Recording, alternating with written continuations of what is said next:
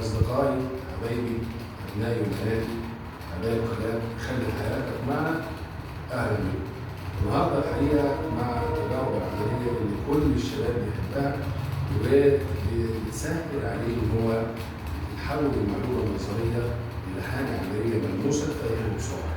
مش هطول عليكم، تعالوا نشوفوا كده.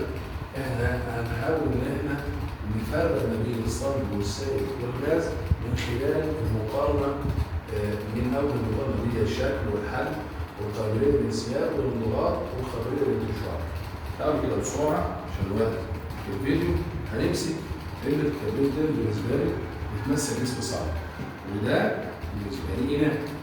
لو أنا حطيت الجسم الصلب ده هنا أهو وجيت نقلته من هنا تمام لهنا، هل شكل الجسم الصلب هيتغير ولا هيفضل ثابت؟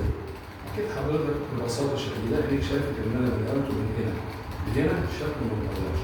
حاجة كمان ولا حجم. ليه؟ علبة الكبريت دي عبارة عن متوازن مستطيلات، فالحجم بتاعها يكون في عرض في ارتفاع. لما أنا أجيب كده يكون في عرض في ارتفاع طبق القانون وأجيب الحجم وأجيب هنا. طب لما لقيناه شكله اتغير جبت علبة الكبريت دي، هل الحجم كمان اتغير؟ لا، يبقى لما أبص هنا الشكل ثابت والحجم ثابت. طب القابلية للانسياب الكلمة دي معناها ايه؟ يعني القابلية للتدفق، يعني للحركة، يعني جزء منه ممكن يتنقل او انا اخد حتة منه جزء منه. هل الكبريت من هنا لهنا اقدر اعمل فيها كده؟ ما اقدرش. طيب القابلية للانضغاط، لو انا مسكت مثلا القلم كده اهو بيمثل بالنسبة لي جسم صح، هل لو انا دوست عليه كده اذا زاد الضغط كده او كده او كده هل ضغطه الحجم بيقل؟ لما زودت الضغط عليه الإجابة لا. إذا هيفضل برضه غير قابل للانضغاط. طب الانتشار بيبقى ببطء. لو أنا مثلا جبت منديل أهو جبناه معلش زرعه تمام، وجبت نقطة حبر زي كده، أنا عايز أشوف انتشار المادة خلاله أهو. كلنا هنشوف يا جماعة أهو بيبقى انتشار بطيء جدا، يعني انتشار المادة خلال جسم الصلب بيبقى انتشار بطيء. طب تعالوا بسرعة كده نتعامل مع السائل. أنا عندي سائل أهو تمام أهو في كوباية زي كده. شكل الكوباية أهو يبقى السائل بياخد شكل الإناء الحولي. طب لو أنا مسكت دول حطيتهم هنا أو حطيت جزء منهم هنا أهو كده أهو يبقى ياخد شكل الإناء. الله، يعني معنى كده إن السائل شكله بيتغير بتغير شكل الإناء الحولي. هل الكلام ده حصل في الصلب؟ لا، يبقى ده الشكل متغير. طيب الحجم، المية اللي أنا حطيتها هنا ليها حجم تمام؟ لما أنا جبتها من هنا لهنا هل حجمها اتغير؟ الإجابة لا، يبقى الحجم ثابت، إنما الشكل هو اللي متغير. يبقى هنا متغير الشكل، الحجم ثابت. طب القابلية للانسياب التدفق الماء بينساب اهو زي ما انتم شايفين كده اهو، في انسياب للميه. طيب الانضغاط، هل الميه بتنضغط؟ نعمل دي قدام حضراتكم اهو. هاخد كده شويه ميه بالسرنجه اهو، خدت مثلا كده حوالي 2 سم، وهاجي هنا بيدي كده بصباعي اهو بالشكل ده وهضغط عليه. شايف؟ ترجع تاني زي ما كانت. هنا السائل غير قابل للانضغاط زيه زي الصلب بالظبط تمام؟ الشكل ده غير قابل للانضغاط. طيب الانتشار، لو انا السائل ده عشان ينتشر اهو هاجي خلاله، لو جبت انا ببساطه نقطه زي كده من الحبر بالشكل ده اهو، هل زي الصلب؟ بصوا كده يا جماعه اهو. طبعا الميه دي بالنسبه لي ميه ساقعه، لان ممكن ندخل حاجه كمان معانا يا جماعه، انه لو انا خدت عندي هنا ميه سخنه، دي ميه ساقعه درجه حرارتها اقل، هنا ميه سخنه، هنلاقي ان كل ما زادت درجه الحراره زادت سرعه الانتشار. شفنا بعينينا اهو كمان مره قدام حضراتكم اهو اهو. طيب لو انا جبت الميه السخنه اهو كده اهو شايفين يا جماعه؟ الانتشار كل ما زادت درجه الحراره زادت سرعه الانتشار قدام حضراتكم اهو. انما هنا كان الانتشار اقل. وبرضه في النهايه سرعه الانتشار في السائل بتبقى اكبر، يعني في الاثنين اكبر لكن في الميه السخنه بتبقى اكبر واكبر. تمام. طيب كده احنا خلصنا مع بعض السائل. تعالوا نشوف الغاز. لو انا جبت البالونه دي اهو، تمام، ورحت نفختها كده، طبعا هواء الزفير ثاني اكسيد الكربون اهو،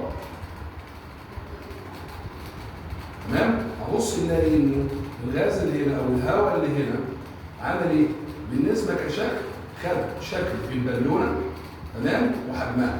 طب لو انا الغاز اللي هنا طلعته في الاوضه دي يبقى الشكل بتاعي اتغير، يبقى شكل الغاز هيتغير بتغير الاناء الحويل، كده واخد شكل البالونه. طب لو طلعته بره كده اهو، ياخد شكل الاوضه دي.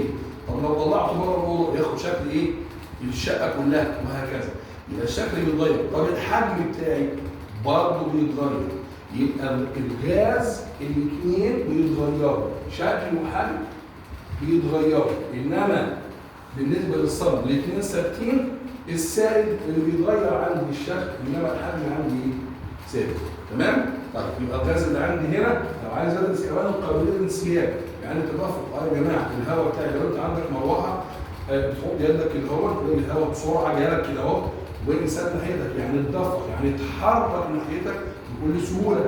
طيب قابليه للانضغاط، تعالوا كده نشوف يا جماعه اهو. اهو السرنجه بتاعتي انا هاخد كده هسحب شويه هواء اهو، واجي اقفل هنا وبيدي ادوس اهو، شايفين؟